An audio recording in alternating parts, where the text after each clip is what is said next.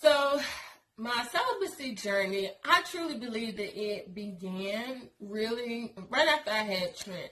And I said this only because after I had Trent, I really didn't have a desire to have sex anymore. But it wasn't until Trent was 6 months old to where I actually made a commitment to celibacy. But in the meantime, it had been 3 months, and then my boyfriend reminded me, hey, this is way past the 6 weeks. And I'm like, well, I don't feel like doing it. And there was a bit back and forth. And for peace sake, I just went ahead and did it.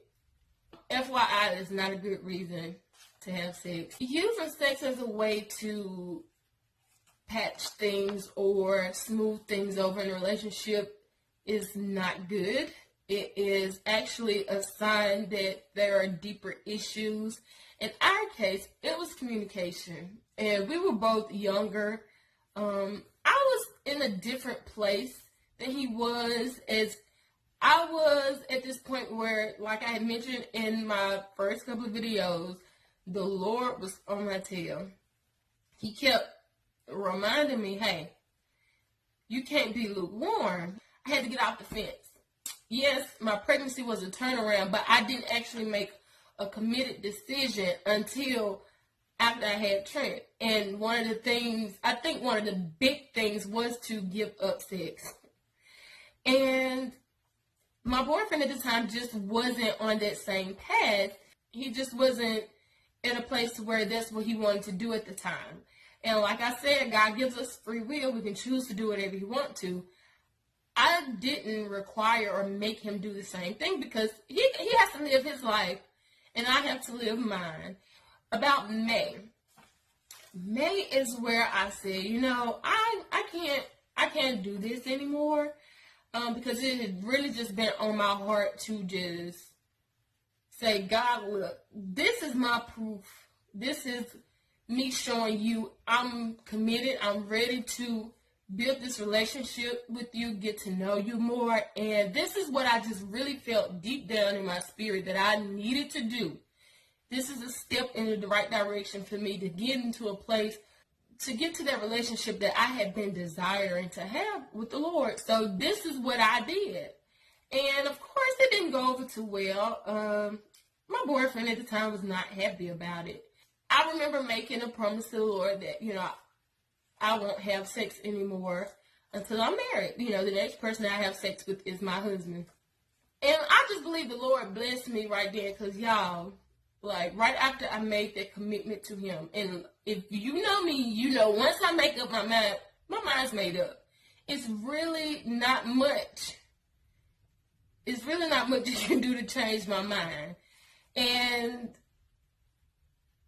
not long after that, I had been looking for a job, a summer job, or an internship, or something, because I knew that after I had my son, I was going to take him back to school with me. And I knew I couldn't live on campus. I couldn't stay in the dorms, and I would have to find off-campus housing. So that would require a deposit for rent, a deposit for water, lights, gas. You know, it requires money. And not only that, the stuff that we had gotten for the baby shower was starting to run low. So, you know, that would mean diapers, clothes, shoes, you know, and I knew I needed to work in order to do that. That whole semester, I had been applying for internships, and nothing came through. It was a minimum wage job that I would get accounting experience in. I got a rejection letter for that because the guy kept asking me, was I going to be a CPA? And at that time, I was just a business major. CPA was not on my radar. So I expected that one. The next job that I interviewed for was a $10 an hour job, and I was like, well, this is the one I want because, you know, it's more than minimum wage, and I can make that work. I can save it enough to do whatever it is I need to do when school starts. Did the interview, didn't hear a call back, and I'm like, oh my gosh, school is almost out. I don't have anything secure for the summer, and at this point, I'm like, look, if I got to go to the chicken plant, if I got to flip some burgers, I don't care what I need to do. I'm going to be working. I'm going to find a job. And y'all, after I made that promise to God, like, whew, he is faithful. Y'all, when y'all start being obedient, the Lord just make ways out, out of no way. So the internship coordinator for the School of Business at Alcorn, she called me and she was like, hey, how are you doing? And I'm like, I'm doing well. And she said, this is so-and-so. I'm the internship coordinator for Alcorn. And, I just secure contracts with different organizations, businesses, or whatever for our students. And one of the things that I do at the end of the semester is request a list of anybody who applied to the job openings or positions, internship positions. She said, I noticed your name was on all of them except for one. Why didn't you apply to this one? And I just let her know, at that time, because I was a business major, if the flyer said for accounting majors only, I didn't apply for it. But one of my classmates was like, it doesn't matter if you're a business major or accounting major. Still apply for everything because you never know. They still might hire a business major for an accounting position. And I was like, okay. And so from that point on, I began applying for anything, whether it says business majors or accounting majors only, whatever. And she was like, well, your friend told you right. But we have this one agency who they have 3 spots available. They've hired 2 people and they're looking for 1 more. Would you like for me to send your resume to her? And I was like, yes.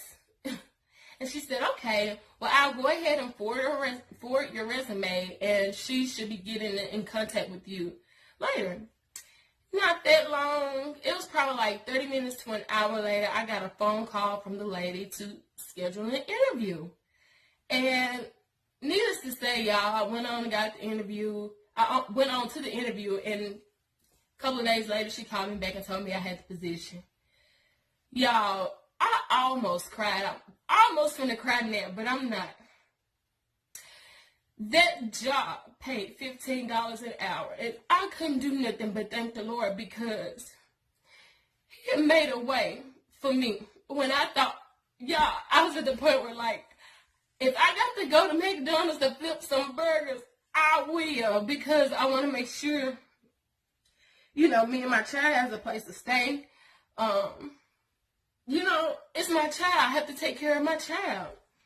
And for the Lord to come through with a job that I can just sit behind a desk and do for $15 an hour, y'all, there wasn't nobody but God. And the thing was, I didn't even apply for it. That's how I knew it was God. But I thank Him. That just showed me, it confirmed to me that I was on the right track. I had made the right decision, and this wasn't this feeling, this desire that I had didn't just come out of nowhere. This is what God wanted me to do. Okay, I'm not gonna cry. Ooh, hold on. Okay. So, about a month later, me and my boyfriend, we just, I was like, look, I think we really need to just take a break because this communication stuff ain't going well. I know you're not particularly happy with, how I've decided to move forward with my relationship with Christ. And I think, too, because our communication is so bad, we've talked about this long after all this happened, but to him, he had a definition of love, and I had a definition of love, and they were totally different. And for me to say, I don't want to have sex anymore, to him meant that I didn't love him. And for me, love has nothing to do with sex. And it was all about, sacrifice. I could show anybody in the world love without having sex with them. So to me, sex wasn't attached to love. For him, it was. It was that plus some other things. But I just think we need to take a break. When school was about to get ready to start, we were both in the band. And we both had this big argument again about the whole sex thing. And y'all, I'm not going to even lie. I messed up. I fell back. And again, it was out of doing it for peace sake, And I felt so bad. I felt so bad. It wasn't worth going back on my promise to God. And y'all, the guilt was real. The unrest, you can't have peace and stuff like that. I didn't have no peace at all. And I just felt so disappointed in myself that I went back on my word with God. And I was like, man, how would you feel? Like, you disappointed God. How would you feel if he said he was going to do something and don't do it? Now, granted, God can't lie. If he says he's going to do something, he's going to do something. But just imagine if he did, how would you feel? And I'm like, look, Lord, okay, I am so sorry. Yeah, I was sorry for real. Now, not no place sorry, like I'm not going to do no more and then do it again. I was sorry to the fact, I said, I can't have this environment, this situation to where even though we're on break, we still we're still in a relationship, but it was like every time we argue, this is how it's going to be. I'm not going to continue to allow myself to be in this cycle. So ultimately, we just called it off, okay? Because this is how I wanted the Lord to see me. I said, I'm going to do this. I want a relationship with him. Would I rather just be in this relationship, continuing to do what it is he told me not to do? Or would I rather him see me like, okay, Shatara's putting forth the effort. She didn't allow herself to stay in a situation to where she was disobedient to me. Like, what will the Lord see? What would I be able to show him that, yes, Lord, I'm trying. I'm putting forth the effort. It's not easy, but I'm going to press on. I'm going to be persistent. I'm going to try my best, Lord, to please you. Like, which scenario did I want him to see? And, like, I don't care about my soul, okay? I don't care about where I'm going when I leave here. Somebody else may not, but I do. And I just decided that it was in my best interest to just remove myself from the situation entirely and focus on the Lord, because he had been faithful. He done blessed me because I just started on the right path. And it would be crazy of me to start on the right path knowing that he done made ways and stuff, then to do that and then go back and like wonder how did I get in this situation again. And not only that, mom and grandma, dad, y'all may not have known it or not, but I had another pregnancy scare. And Trina at the time was about 9 months. I'm like, Lord, I can't afford another child. I thank the Lord I wasn't pregnant, but I got his point. He made his point clear, and I said, okay, Lord, no more. And I'm very serious this time because I ain't need no more scares like that.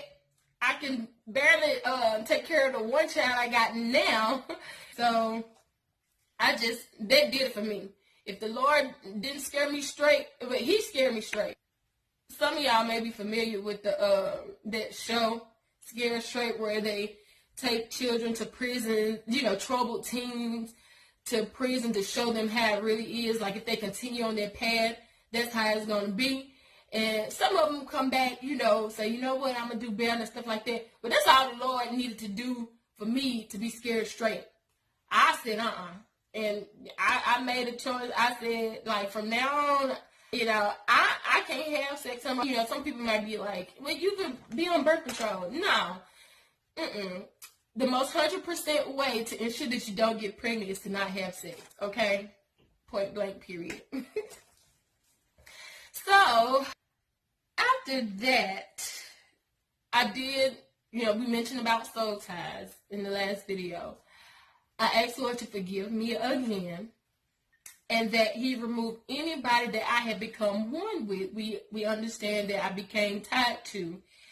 And I just asked him to make me pure again, for my husband, whoever that may be.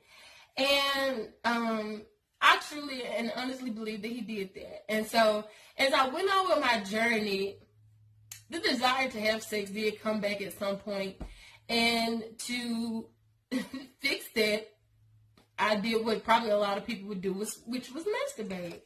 And, you know, I didn't think anything was wrong with it, but like I said, when I mentioned earlier about letting the Lord transform your mind,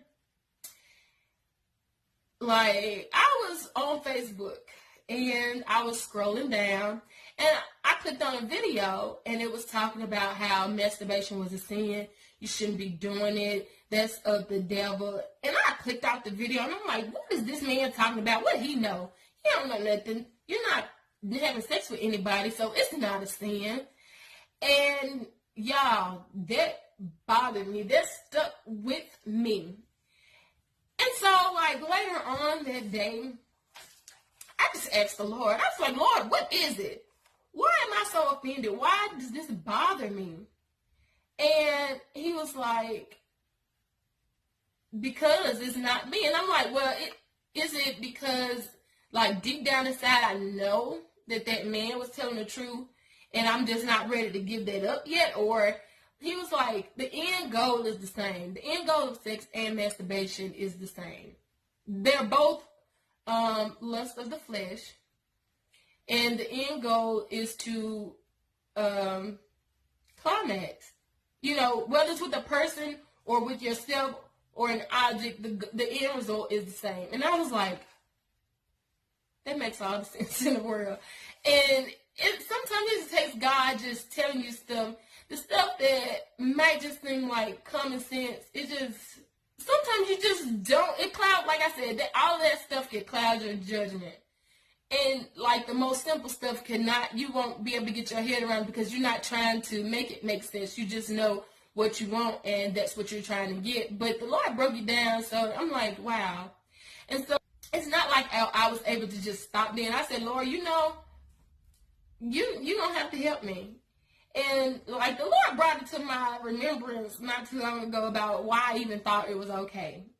And I don't know if you guys in middle school, like in my middle school where I was from, we used to read books.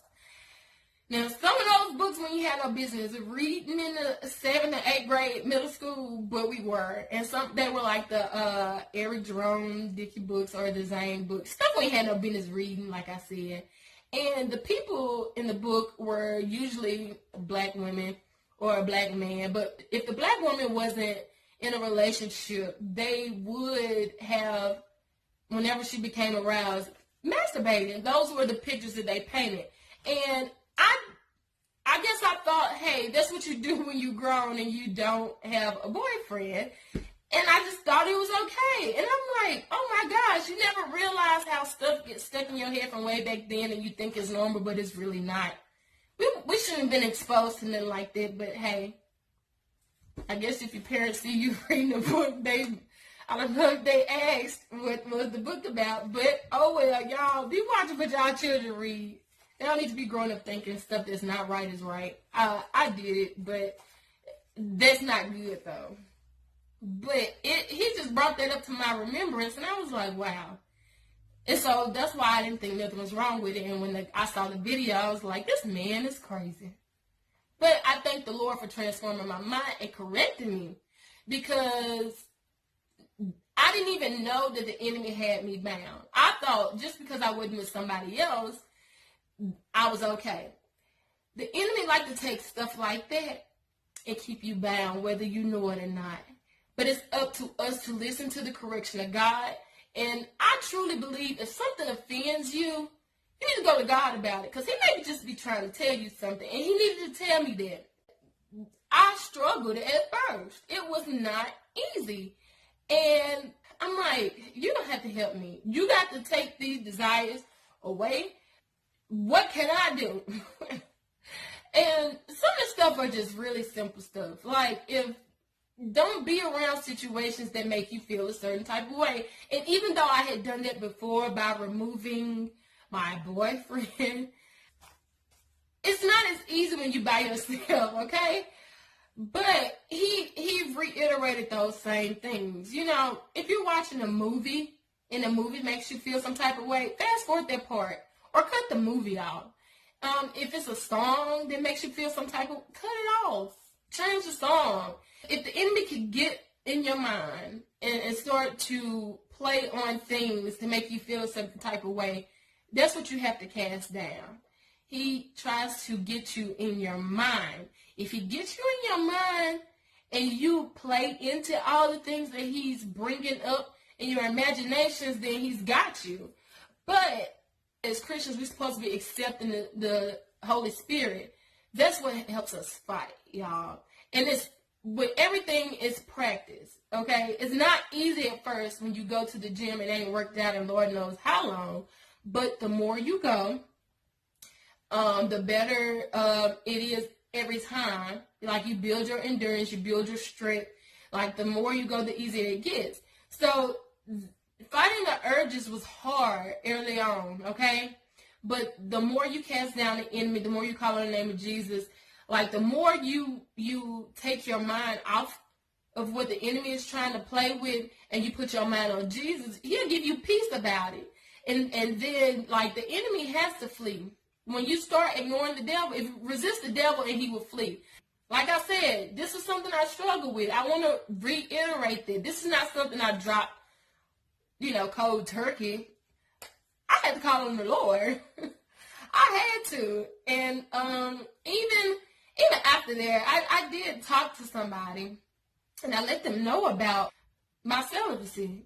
That was something I said right up front, and they were okay with it. And then at some point in time, like, the conversation changed, and there was a time where I really considered, like, when I say really considered, I mean, like, really considered going back on my promise again. But, like, the conviction there was so real that I just couldn't do it. I couldn't do it. And I know that the person was probably upset, but I'm like, I can't risk my peace. If it costs you your peace, you probably shouldn't be doing it. And I couldn't give up my peace. The Lord had already helped me get through one mess up. And, like, I didn't want to deal with the consequences, y'all. I'm just going to be honest. That's why I couldn't find peace in doing it. That's why I was just so rattled. Like, the Holy Spirit was on me, and I just couldn't do it. But I thank the Lord for keeping me. And I know I've heard people that I've spoken with, they just think I got it together, but I don't. I have to call on the Lord all the time, and he helps me every single day. But I just feel the need to share with y'all, because if you're going to do the same thing, one, you need to know that you are not alone, that you're able to get through it. It just takes a lot of perseverance. It takes learning how to fight the enemy. Like, the Lord gave me what I needed to overcome, but it's up to me to use it. And so even when I was talking to the guy, we can watch a movie, but we need to sit in the front. Okay? If you got to keep the lights on just to make sure stuff don't go a certain way, do it. Don't go in no bedroom, don't go lay down. And you just have to have a made-up mind that, hey, yes, I'll see so-and-so tonight, but we're not going there. You can't leave any room for persuasion. If you allow the enemy to persuade you, if you don't go in with a made-up mind, the enemy knows there's a crack in the door. There's a wedge in the door. I can try to squeeze my way in. And y'all are probably like, girl, you know how sometimes you just get in the heat of it and it just happened. Well, no, it don't happen unless you want it to happen. But the thing is, when we go to this verse, it is 1 Corinthians, the 10th chapter and the 13th verse. It says, the temptations in your life are no different from what others experience. And God is faithful. He will not allow the temptation to be more than you can stand. When you are tempted, he will show you a way out so that you can endure. That changed my perspective on a lot of things. Like, I have a choice.